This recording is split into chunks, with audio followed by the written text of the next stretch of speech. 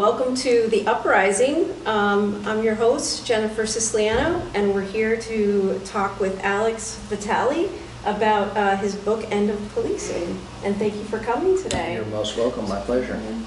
Do you want to talk to us about what the book is about?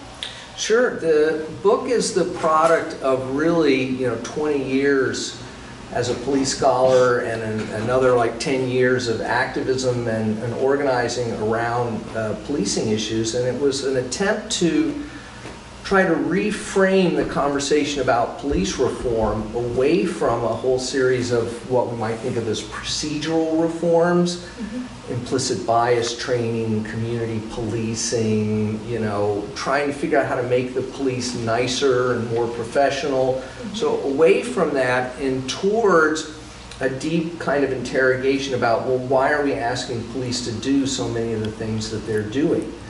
That we don't really want to be in a situation where we think police reform is like giving narcotics officers anti-bias training. Instead, why are we using police to deal with the drug problems in America? It's a bad idea. So we don't need nicer, better trained school police. We need better schools with restorative justice programs, more counselors, etc. Do you have any ideas of what would be the alternative to police? Would it be social workers or? It depends on what it is that we're trying to deal with. So there isn't like one alternative. People sometimes think, oh, well, do you just mean like a civilian force that doesn't? No, not necessarily. So what are the kinds of problems that communities face in terms of public safety, public health, public security, disorder? Let's actually take a look specifically and individually at those problems and try to figure out what credible alternatives would be. So obviously we've got a national opioid crisis. Right. Huge numbers of people dying, people's lives being ruined. We've tried a policing-led solution. Over the last 50 years, we've put literally millions of people in prison for drug charges. It's made absolutely no positive difference. What if instead of that, we shifted resources into drug treatment on demand, which exists almost nowhere, safe injection facilities, needle exchange, a whole set of harm reduction strategies, better public education about drugs, peer-to-peer education, targeted investment in communities where drug use and drug dealing have become a big problem because of lack of resources, lack of hope. Let's say we got a youth violence problem. There's a youth violence problem here in parts of Providence. Well, there are things we could do other than just trying to round kids up and put them in prison as long as possible. We could look at cure violence initiatives that try to work with young people in the community to break the cycle of violence, rely on credible messengers, older folks from the community who have credibility in the eyes of young people, and resources to direct those kids into more pro-social activities, social inclusion strategies. So the book, over 8 chapters, looks at these specific problem areas and then says at the end of each chapter concretely what we could do instead of relying on police. I wonder why people aren't more open to these kinds of things. Like, when you start talking about legalization of drugs, people have, like, they can't. A visceral reaction. Yes. They're like, you can't just do that. Part of it is that we've built in a kind of authoritarianism into American politics that's remarkably bipartisan. Just this idea that government is only capable of punitive solutions to problems. That we've given up on the idea that government could be a source of positive interventions to make people's lives better. And I think ultimately that's tied to the politics of austerity, which is the idea that government can't raise taxes, it can't increase regulations, that we have to have markets that are as free as possible, and the kinds of solutions that I recommend in the book run contrary to those ideas. Right. They require robust government interventions. So it's really important for the folks who prefer this austerity approach to define our social problems as the result of individual and group moral failure that Yes. will only respond to punitive interventions, because the alternative would be to acknowledge that these are the result of market failures, employment markets right. and housing markets and healthcare markets, and then government would have an obligation to intervene in those markets.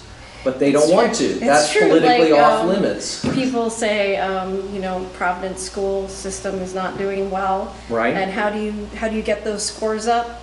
By bringing people out of poverty. That's how you really do One it. of the things we know about educational outcomes is that they're determined primarily by what's coming in the front door, not something that teachers and administrators are doing.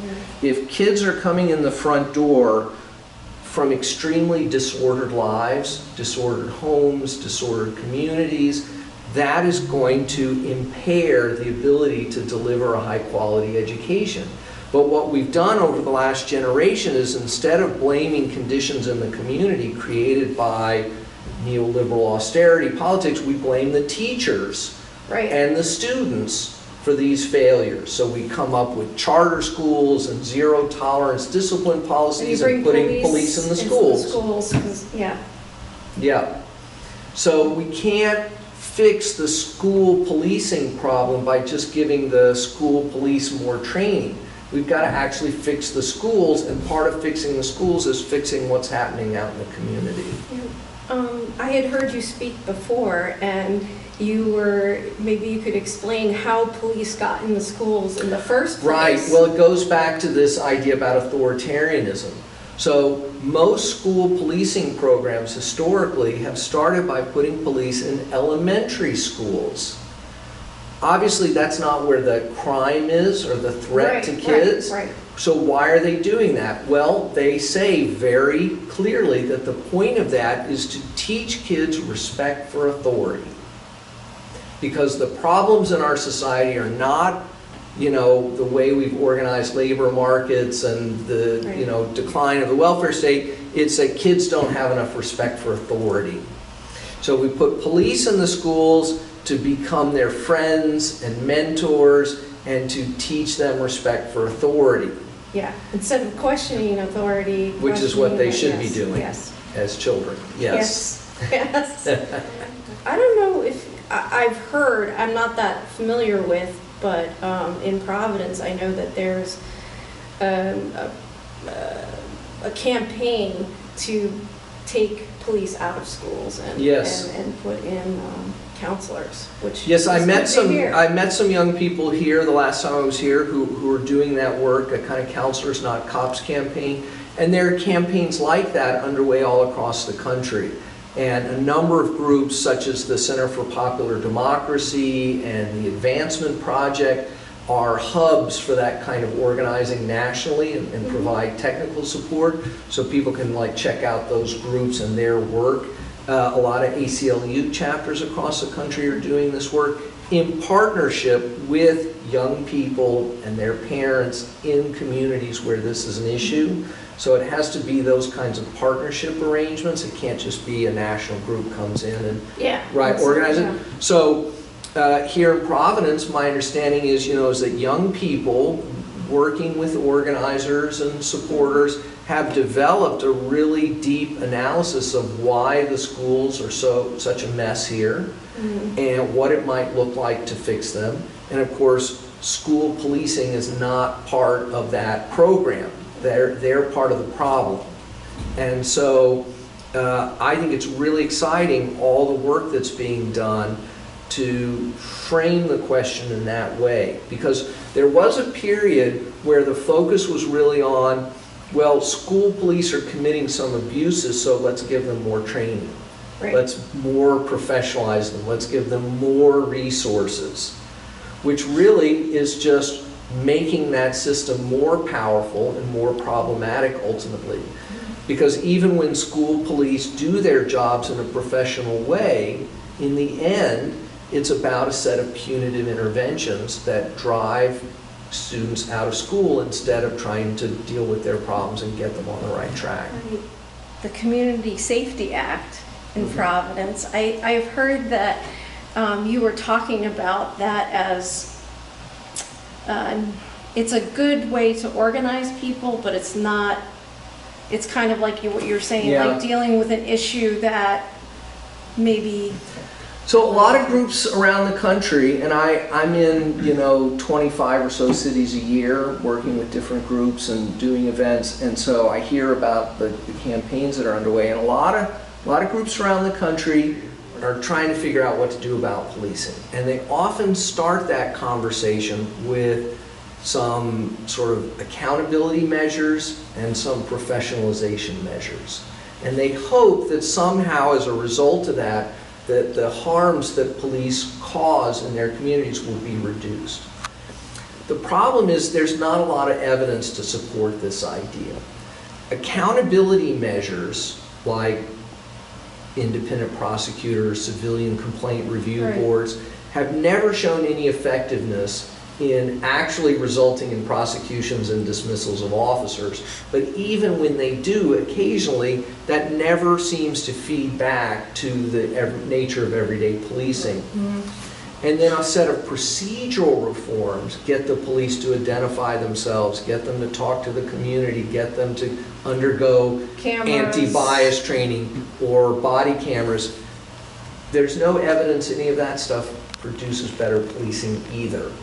We had a big study in Washington, D.C. a couple of years ago on body cameras where they put the cameras in some neighborhoods and not the other neighborhoods and monitored that over years. Right. And what they found at the end of that was absolutely no difference in the policing in the two areas. Same number of complaints, same number of arrests, same number of use of force incidents. But the D.C. police said, that's okay, we love them, we're going to give them to everyone. Yeah. Why? Because they were using them for evidence gathering.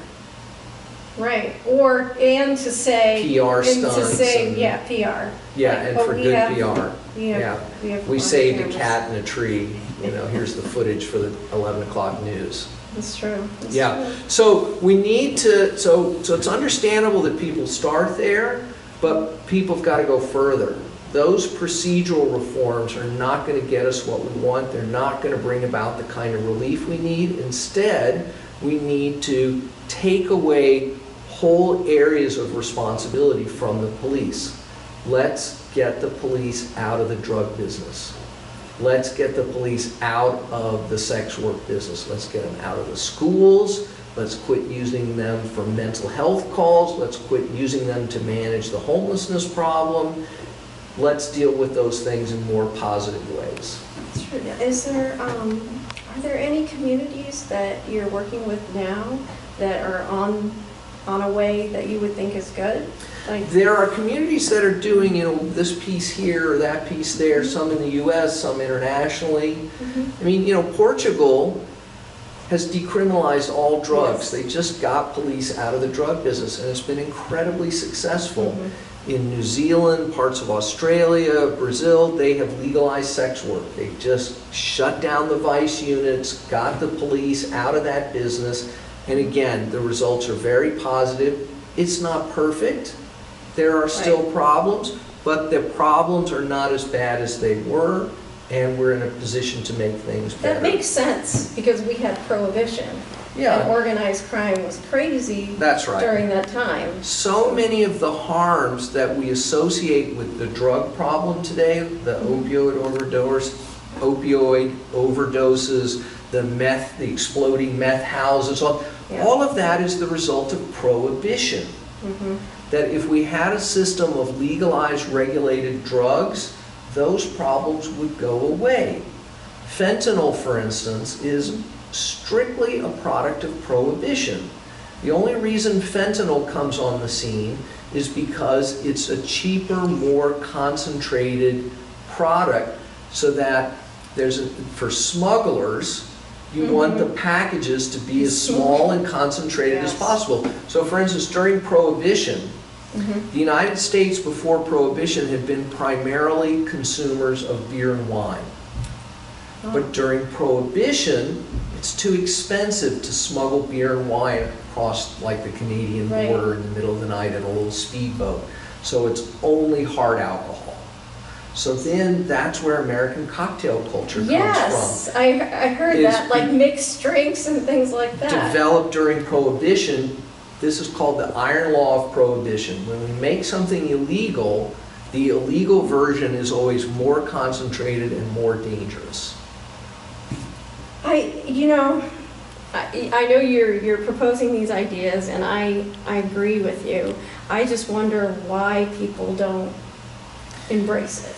Well, there's a lot of fear. There's a lot of fear, but also we have these very powerful moral frameworks that have developed that tie in with austerity and neoliberalism and this politics of personal responsibility.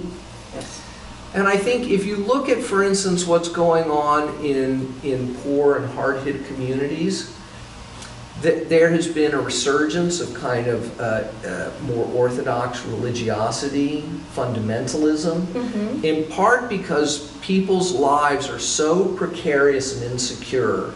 They're looking for something to ground themselves in, to have a sense of security. And they embrace often very authoritarian outlooks in hopes of holding off the chaos that neoliberalism, globalization, etc. is producing. And they see the risks that their kids face, for instance. Homelessness and involvement in black markets and violence and incarceration. And they think, well, if I can just take a zero tolerance attitude with my kids, that will keep them from falling into, street life and all these problems. And so they practice very authoritarian family values, which means that drugs have to be defined as evil. Right. And so if we talk about legalization, we're undermining all that discourse around evil. How can we tell our kids their narrative? Yeah. That's bringing them security. A sense of security. But of course, that narrative is not protecting their kids. Their kids, I can't tell you how many police officers who have been drug warriors have kids who've had overdoses and died. I just read a memoir this week of a DEA agent, a Drug Enforcement Administration agent, whose son died of an opioid overdose. And yet his mindset is that just means we got to fight that much harder. Yeah. And I'm like, but it did not work. It did not work. It will not work. It cannot work. And in fact, your authoritarian outlook may have contributed to his death. I mean, it's a horrible thing to say, and I don't know the details of the specific case, but we see a pattern.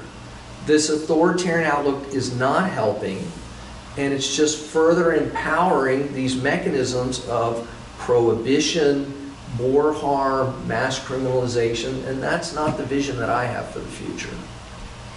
And would you say, I know it's been getting worse and worse, would you say that people are being more open-minded now to these ideas in the last few years? Yes. Because of the new Jim Crow book? No, there's no question we're in a moment. I mean, the level of sustained organizing is quite remarkable all across the country. People running campaigns to close down jails, to elect officials on, a different kind of politics. These more progressive DAs, some of which are more progressive than others, but some are very progressive. I've met a number of them, and they're getting people out of prison. They're shutting down criminalization for all kinds of offenses. So there is definitely a movement that's happening. It's happening all across the country. Wherever people are, there are things they could be plugging into to support, including here in Providence. There's efforts to deal with this supermax prison. There's efforts to get police out of the schools. So these are the kinds of campaigns that people need to be supporting, ones that talk concretely about how to build healthier and stronger communities instead of relying on criminalization. If you could tell people about how policing started, because I think that when you talk about not having the police, people are like, that's impossible. And when I read your book, it came about, in the early 1800s? Yes. And so before that, they didn't have police. Right. And I think that opens that could open a lot of people's minds that maybe you don't have to have all these police officers. So. Yeah, well, policing is a fairly modern invention, produced only over the last couple hundred years, less than 200 years. And in the US, really only about 150 years that we've had police forces. And before that, things were handled more informally and as private matters. So So like if you stole something from somebody, what would you do? If I thought I know who stole something from me, I would go to court and I would swear out a complaint and I would pay a fee to a sheriff who would then go out and bring that person to court to answer my charges. Wow. Yeah, it's a very different system. Yes. And in fact, a system like that would be more amenable to some kind of restorative justice process. Because it's a direct exchange between the victim and the offender rather than the state of Rhode Island versus so-and-so. You don't have police running around trying to catch people and right. for speeding or doing drugs or whatever. In the book, I give a longer history of the origins of policing in a variety of different contexts, and what they share is that policing has always emerged in support of systems of exploitation. So whether it's colonialism or slavery or the rise of industrial manufacturing, this is where policing emerges, to manage the resistance to those forms of exploitation. Slave uprisings, colonial resistance, unionization, etc. Policing emerges to control those movements. So this idea that police exists primarily to produce public safety is largely mythical.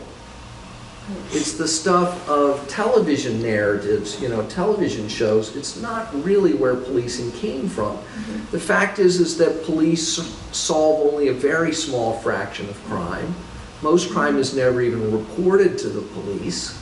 Right. And the crime that is reported, the majority is not solved. Most of it's never even investigated. Police spend their day managing problems of poor people. Homelessness, mental health crises, drug problems, black market activity, dealing with, I know you had a horrible incident with a stabbing between two panhandlers. It's a violent crime, but it's an expression of profound poverty. Yes, yeah. It's something in Providence that we always are fighting. They always want to criminalize panhandling. Right. It keeps coming up, and the ACLU is always on top of it, yes. which thank God, because yes. they just keep coming up like every 6 months. I believe it's going to come up in Providence City Council. That might have been squashed, and then they want to bring it on the state level. Yes. And it's just... Well, ACLU chapters have just been essential for decades.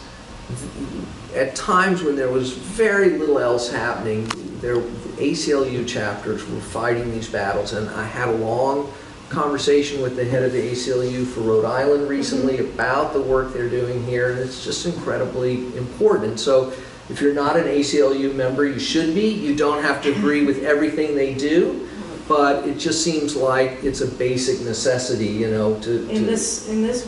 this environment, we need to support them among other groups. Among other groups. Yeah, I mean, all the things you're saying are very real. Like, I don't know.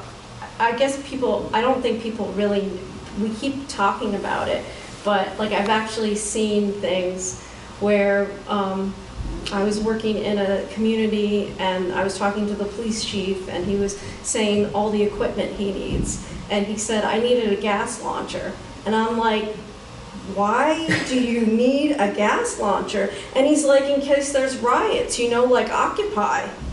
And right. I was like, Wow. Like, Right. what is... In like a town with 10,000 people or Yes, something, that they're yes, worried about yes. race riots in the Yes. middle of, yes. Well, see, that's this thin blue line worldview that dominates so much of American policing and frankly American politics more broadly, which is this idea, you know, that the only thing holding civilization together are these kinds of punitive and violent interventions by the police. That otherwise society will immediately devolve into pure chaos. And this is, again, where the authoritarianism is, right? The belief that what's needed to hold society together is constant threats and punishment. And this is incredibly rancid, dangerous politics. And this is the mindset that says every time there's a problem, the solution is more intensive and invasive policing, not trying to help people build up communities, deal with exploitation. Oh, well, why don't we leave it on a good note, and what do you think people could do, like, concretely? So I think that people have to look at groups that are already doing good work and figure out how they can support them. Maybe that means working with them directly, or maybe it means taking that struggle into a new community. The kinds of groups that I've been working with, some of which are here in Providence, are like ACLU chapters, Democratic Socialists of America chapters. There's an IWalk group here that works with folks who've been incarcerated and tries to develop decarceration and community empowerment strategies. So we don't have to reinvent the wheel. We have to, you know, take the big leap. And it doesn't mean we have to turn our whole lives over to it, but it means we have to engage it in some way. And if we're just too busy to go to a meeting, then we need to put up some money and support the people who do have the time to do that work. Thank you so much for coming. My pleasure.